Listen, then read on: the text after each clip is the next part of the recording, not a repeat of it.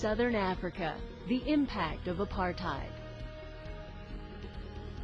Apartheid was a government policy in South Africa that divided the country's population into three racial groups. What impact did apartheid have on the majority of South Africa's population?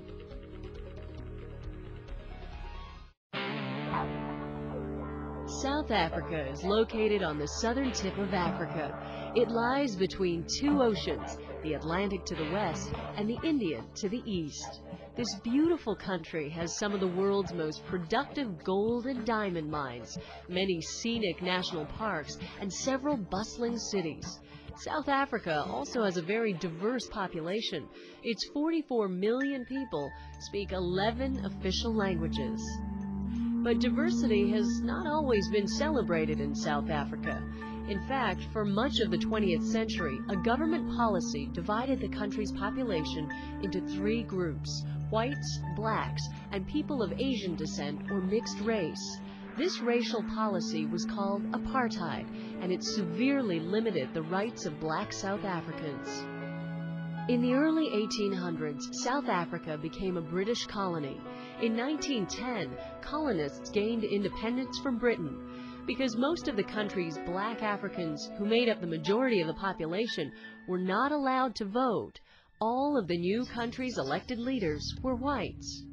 As a result, black Africans lost many of their rights to own land and to work in certain jobs. Then, in 1948, the National Party came to power and instituted apartheid, which means apartness in Afrikaans. Under apartheid, public facilities were racially separated, social interactions between races were prohibited, educational standards for whites were superior to those for non-whites, job opportunities were limited by race, and only whites could hold national office.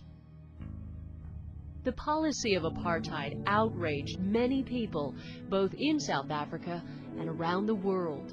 One of the most influential South African activists was Nelson Mandela, who was imprisoned in 1962 for leading an anti-apartheid movement.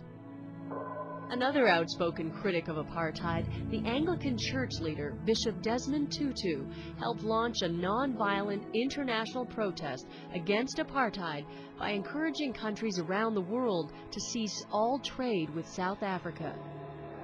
South African athletes were banned from competing in the Olympic Games. The country was suspended from privation in the United Nations General Assembly, and many countries, including the United States, formally refused to do business with South Africa.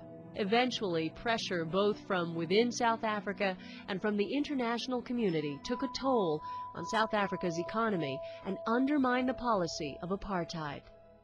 In 1990, President F.W. de Klerk freed Nelson Mandela from prison. 4 years later, in April 1994, millions of black South Africans voted for the first time in national elections, and Nelson Mandela was elected president. Apartheid had finally ended. The road to racial equality in South Africa continues to be rocky and full of challenges. Unemployment, crime, disease, and poverty are problems in many parts of the country.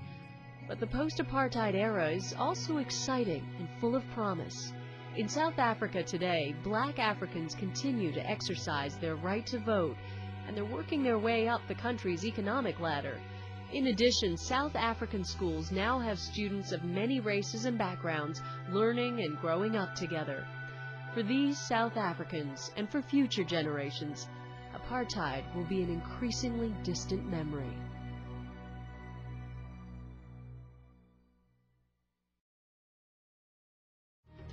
What are some ways South Africans could continue working together to overcome the challenges created by years of apartheid?